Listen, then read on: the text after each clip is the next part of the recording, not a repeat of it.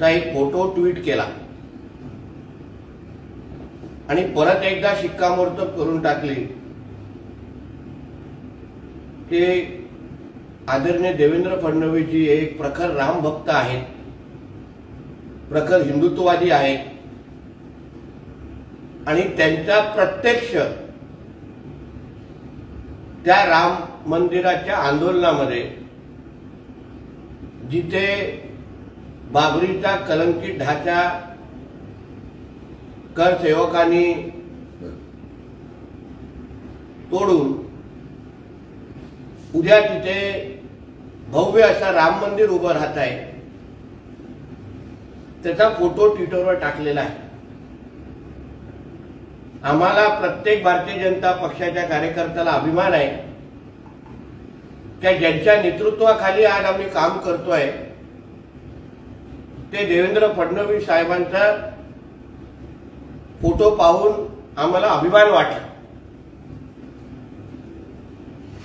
आता जसा देवेंद्र फडणवीस साहेबांनी त्यांचा फोटो ट्विट केला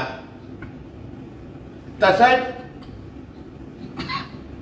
उद्धव ठाकरे, संजय राजाराम राऊत हे असा फोटो महाराष्ट्राच्या आणि देशाच्या जनतेला दाखवू शकतात का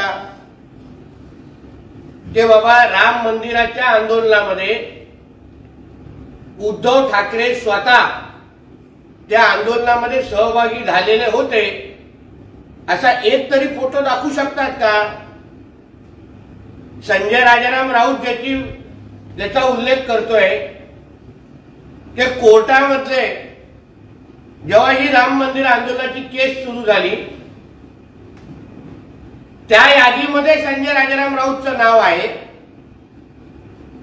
मी त्याला सांगेन की तेव्हा तो सामनाचा कामगार म्हणून तिथे उपस्थित होता, सामनाकडून पगार मिळाला नसता तो तिथे कोर्टामध्ये हजर पण झाला नसता।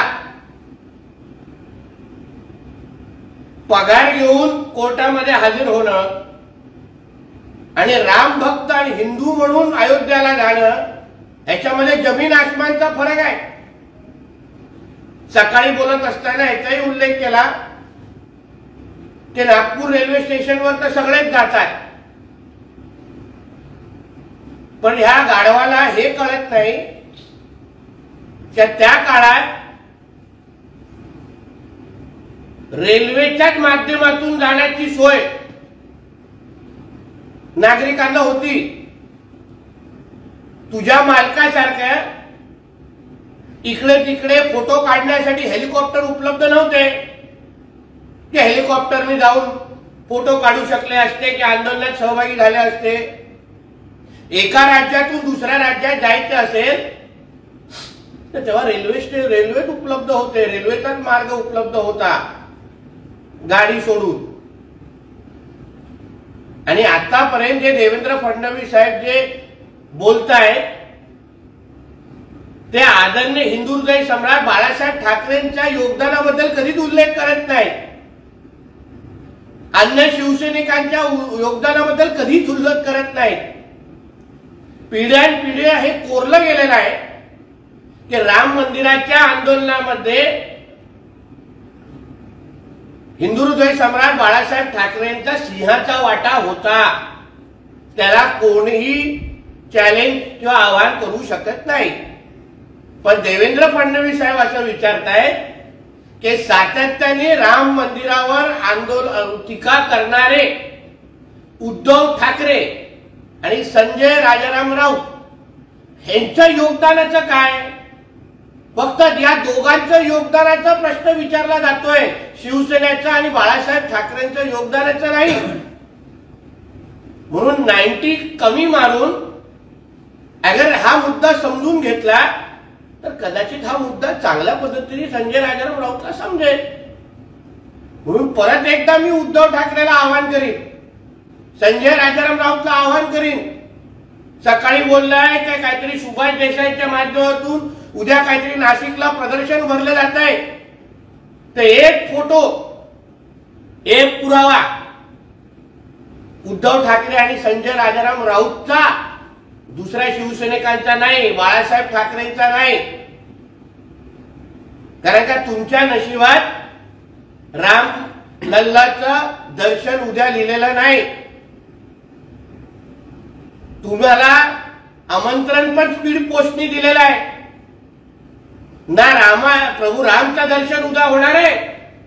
आणि तुमचं नशीब एवढा खराब की आज शिवनेरीला जाण्याच्या जो तुमचा हेलिकॉप्टर आहे त्याची पण लँडिंग तुम्हाला भेटलेली नाही. म्हणजे ना रामानी दर्शन दिलं ना शिवरायांनी तुम्हाला बोलवलं. अशा पद्धतीचे नतद्रष्ट आणि दलिद्री लोक म्हणजे उद्धव ठाकरे आणि हा संजय राजाराम राऊत हा ना देवाचा होऊ शकला ना शिवरायांचा होऊ शकला. आणि म्हणून दुसऱ्यांचे पुरावे मागण्या अगोदर तुझ्या दोघांचा पुरावा द्या आणि मग थोबाड उघडा. धन्यवाद.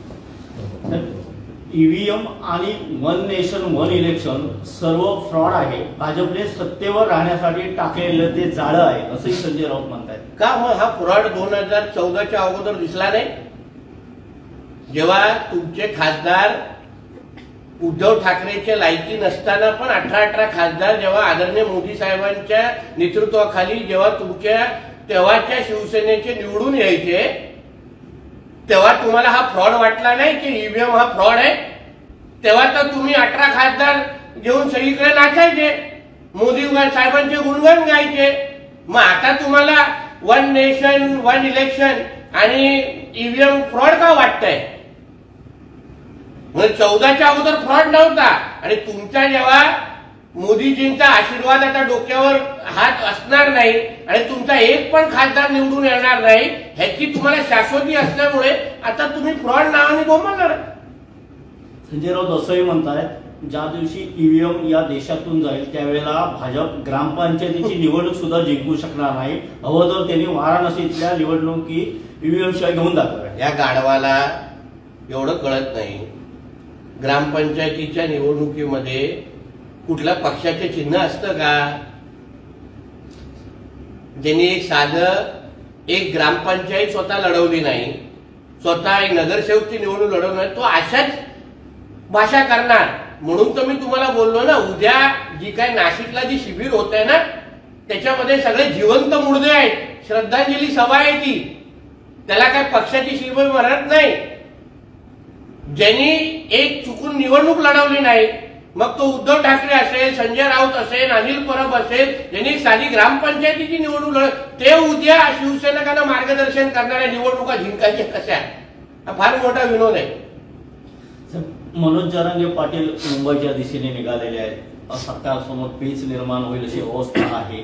सरकारचेच प्रतिनिधी बच्चू कडू सुद्धा त्यांना पाठिंबा. हा प्रश्न मला असं वाटतं सरकार मुख्यमंत्री म्हणून हा प्रश्न ते हाताळत आहेत.